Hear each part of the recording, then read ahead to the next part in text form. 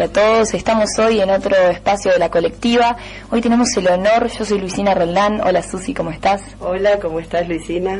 Estamos muy contentas de que hoy tenemos el honor de entrevistar a Sebastián Villar Rojas, un reconocido, es rosarino él, pero es reconocido ya en todo el mundo y trabaja en Buenos Aires, es dramaturgo, director de teatro, escritor, recibido en dramaturgia en Buenos Aires, también estudió ciencias políticas en Rosario, pero es un hombre siempre muy innovador. Hoy nos sorprende, pero que no de sorpresa, va a estar dentro del Festival Internacional de Poesía de Rosario, que comenzará este miércoles y durará toda la semana. Él va a estar dando un taller súper interesante que comienza con un neologismo que es poeturgias.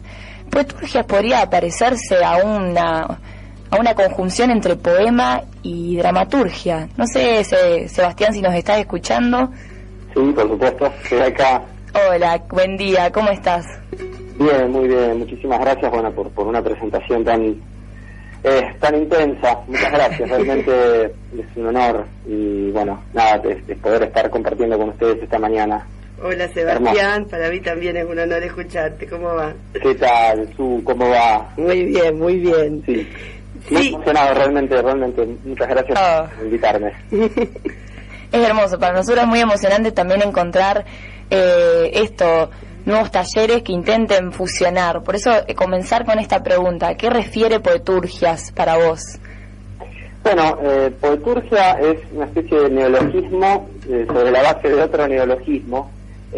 Hay un dramaturgo, investigador de las artes escénicas español que se llama José Sanchís Sinisterre, que desarrolló un concepto que, bueno, se denomina narraturgia, que él cuenta que surgió de una idea espontánea, como un lapsus, mientras daba una charla o en uno de sus talleres, y es la conjunción justamente de narrativa y dramaturgia. Y él cuenta que nació como un lapsus, ¿no?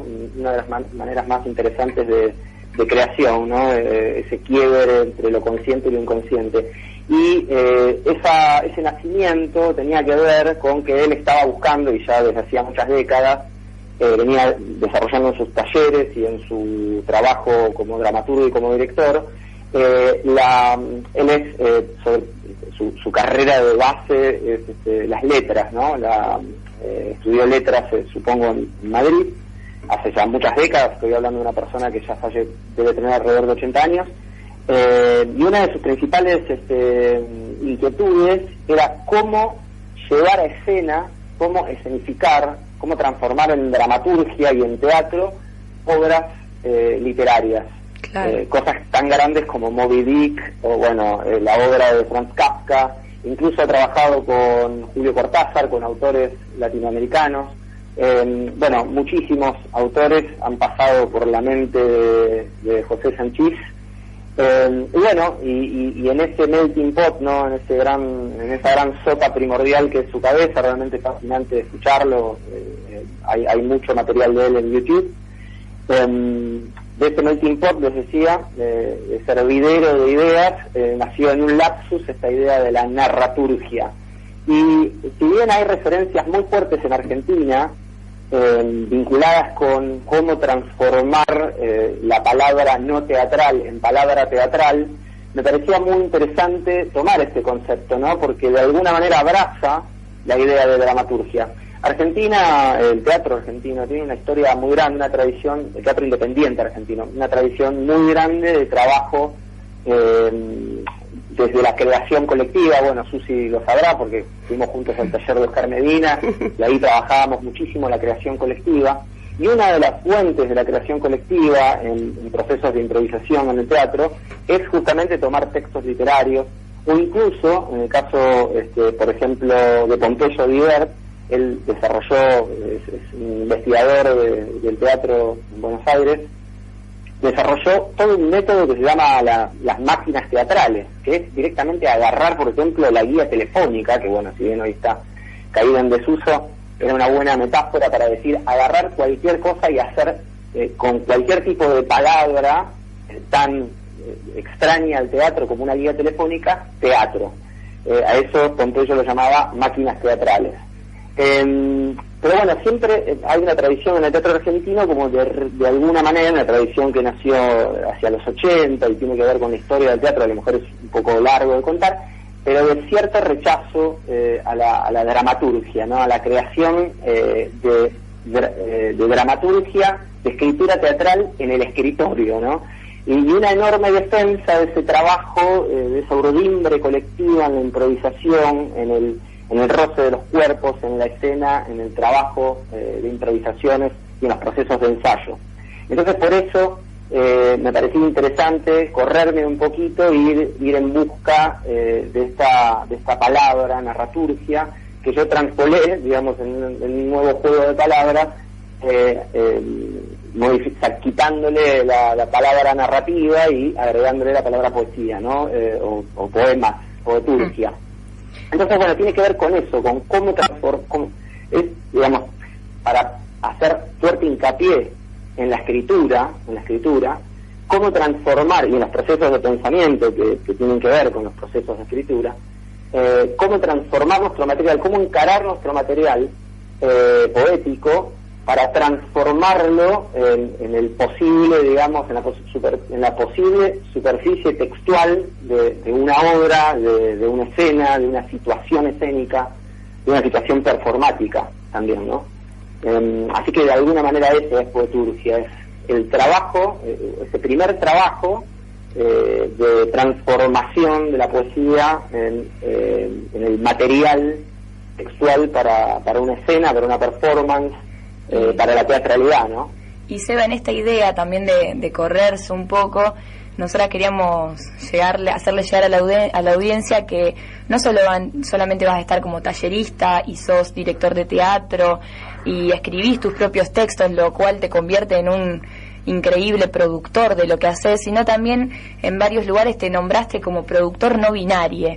Y esto, en este contexto en el que estamos viviendo, en esta sociedad, es un posicionamiento político, o al menos un poco así lo pensamos, lo imaginamos, pero queríamos escucharte qué opinabas, porque es correrse un poco de lo establecido, es una visión performática. Bueno, está muy bueno que me lo menciones a esto.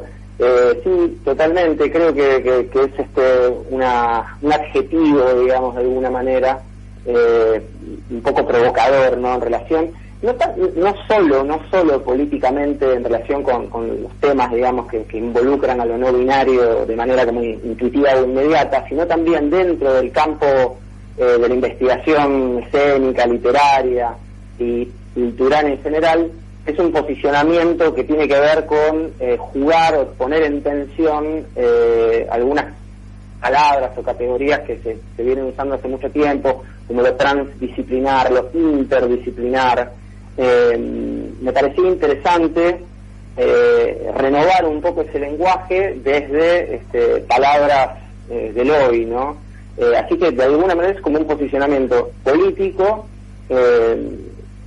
intuitivo, inmediato, en referencia a lo que intuitiva e inmediatamente nos refiere lo no binario, pero también hacia adentro del campo cultural o del campo artístico es introducir esta nueva palabra pensando en la idea de una zona fronteriza, anfibia, con un valor en sí mismo, que no es un puente entre disciplinas, sino que es algo en sí mismo, ¿no? Esta idea de la frontera, de trabajar desde la periferia. Siempre después pongo otro ejemplo político que es como si fuéramos palestinos, de alguna manera, asediando desde la frontera en busca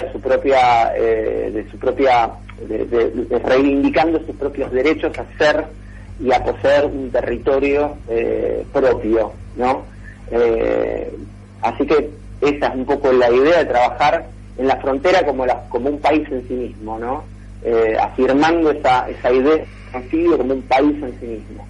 Esa es para mí la idea de lo no binario, no es que vamos hacia un lado, vamos hacia el otro, ponemos en juego, en puente lo otro, sino que esto que estamos produciendo es algo en sí mismo con un valor propio y autónomo.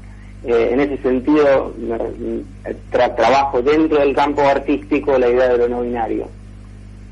Me encanta, me emociona mucho escucharte, la verdad es muy lindo pensar que haya gente que nos esté representando en distintos lugares y con obras tan reconocidas, porque también es importante recordarle a la audiencia, algo que me salté en la presentación, que Sebastián tiene propuestas de lo más interesantes. Ahora su última propuesta, de la cual querríamos que nos hables un poquito también, trabaja una obra de teatro por medio del Zoom, lo cual hablábamos con Susi, que es romper con las fronteras, es no limitarse, seguir queriendo construir a pesar de estos contextos tan complicados para el arte. Como también hiciste algo con un museo, que extraer lo lejano a lo cercano, el Museo Louvre, si no me equivoco, que esté en el macro, una idea muy innovadora para que nuestros oyentes vayan y busquen en internet. Hay muchas notas increíbles sobre lo que fue la Gioconda. Gioconda, un viaje interior a la mirada. Sí, Gioconda, viaje al interior de una mirada. Hay por suerte bastante material, porque en ese momento nos hicieron varias notas. La verdad que fue hermoso y la respuesta del público fue fue impresionante. No solo, digamos, con el acompañamiento numérico, sino con las cosas que pasaban adentro del 7º piso del Museo de Arte Contemporáneo de Rosario. Se generaba un espíritu de ritual, ¿no? Rocío Muñoz Vergara, que es una poetisa de Rosario, en realidad nacida en Sevilla, en España, y venida a Rosario, eligiendo Rosario como su lugar para habitar y para crear hace unos 15 años atrás. Yo la convoqué para que fuera de alguna manera la guía. Rocío es poetisa y es gestora cultural, y una característica más de su personalidad es que es no vidente. Y cuando le propuse que fuera la guía de esta visita metafísica por el Louvre, filmado y proyectado sobre las paredes del macro, lo primero que me dijo es: me encanta porque me encantan los museos.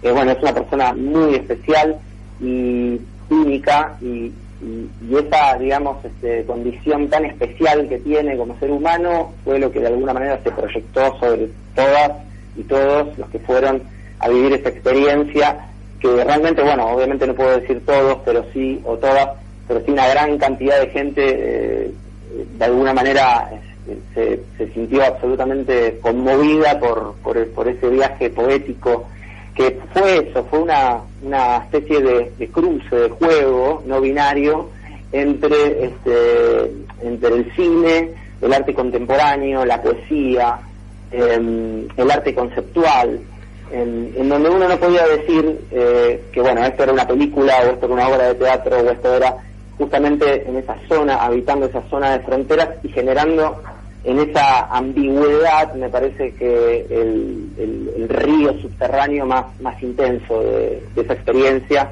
que tenía en su centro la Gioconda, ¿no? Fue una experiencia en donde con Cindy Beltramone, que es una realizadora audiovisual que viene trabajando conmigo hace varios años, tuvimos la suerte, la oportunidad de poder ir a Francia y en varias jornadas de filmación, de manera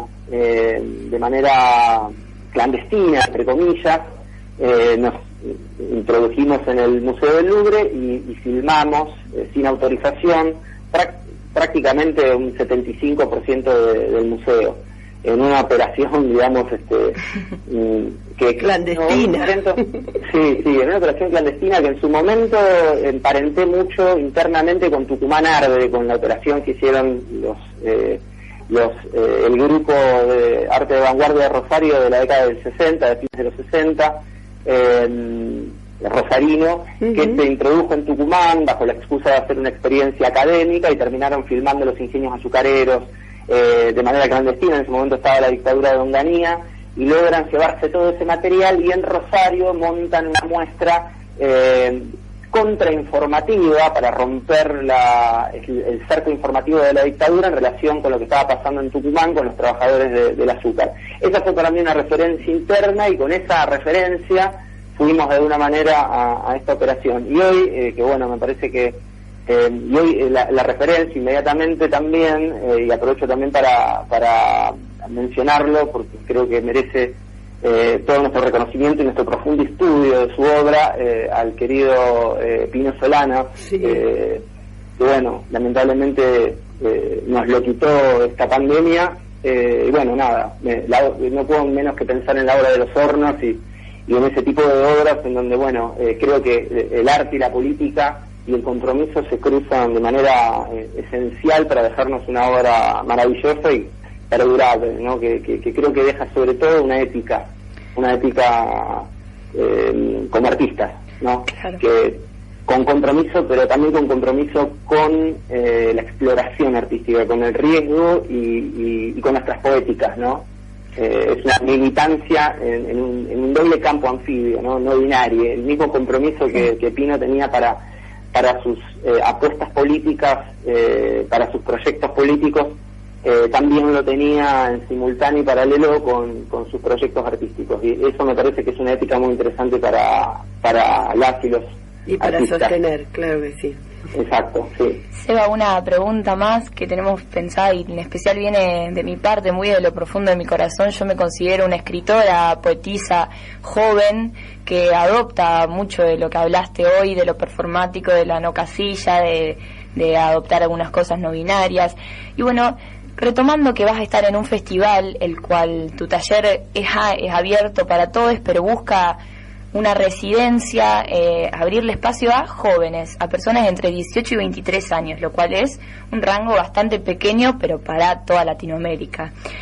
Esto me hace pensar, y que no es algo que surja de la nada, sino de ver y de estar en el movimiento, de que hay mucha poesía joven, de que hay muchas personas que están retomando la poesía como una herramienta, como una forma de expresión novedosa, pero corriéndose de lo que fue la métrica tradicional, la estructura cerrada, y que la poesía es así y asá, y esto se lleva para acá.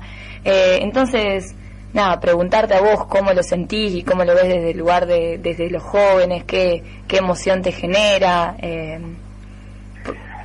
Sí, bueno, absolutamente. Creo que la poesía siempre convoca, ¿no?, a las diversas juventudes en diferentes épocas.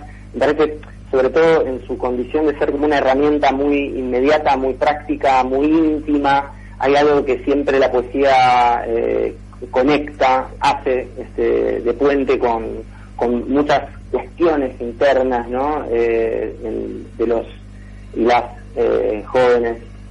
Incluso, bueno, en mi caso también, o sea, yo empecé también escribiendo poesía muchos años en el taller del Mamaritano, también otra escritora extraordinaria y tallerista de la ciudad de Rosario, que está buenísimo que la gente pueda conocer y seguir de alguna manera absorbiendo su legado.